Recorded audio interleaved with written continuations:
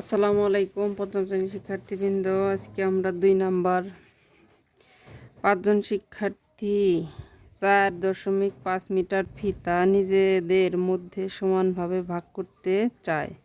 প্রত্যেকে কত মিটার ফিতা পাবে? তাহলে আমাদের ভাগ করার তো ভাগের স্বাভাবিক যে ভাগ ওইভাবে ভাগ, এখানে শুধু দশমিকের ভাগ, সেই হিসেবে আমরা লিখতে পারি কি যে একজন শিক্ষার্থী পায় এত মিটার কি বলতে পারি যে 5 জন শিক্ষার্থী পায় কত মিটার ফিতা? 4.5 মিটার ফিতা। একজন শিক্ষার্থী পায়, তাহলে যে 4.5 ভাগ 5 মিটার ফিতা। তাহলে আমরা এখানে রাফ করি, 4.5 দিয়ে ভাগ করি।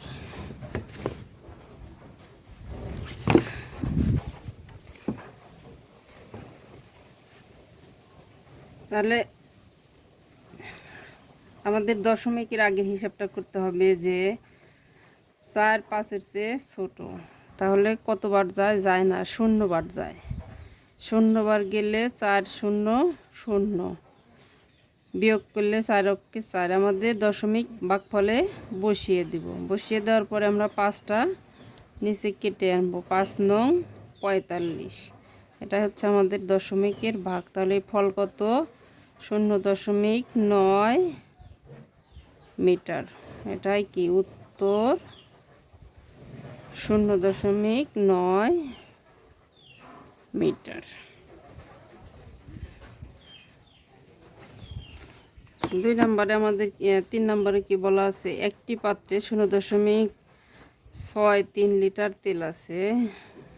ওই তেল 7টি কাপে সমানভাবে ঢালা হলো।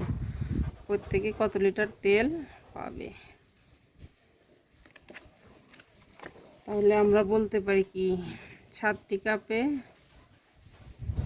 তেল থাকবে 0. যে 7টি কাপে তেল থাকে কত লিটার? 0.63 লিটার। সুতরাং প্রত্যেক কাপে বা একটি কাপে, প্রত্যেক কাপে তেল থাকবে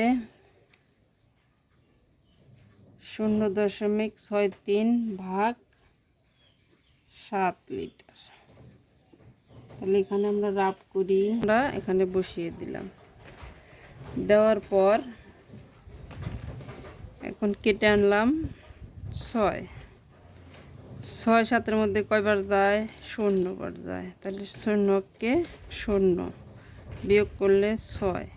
আবার কেটে আনলাম 3। এখন 7-এর ঘরে নাও 7 নং 63, 7 নং 63। তাহলে আমাদের ফল কত? 0.09 লিটার।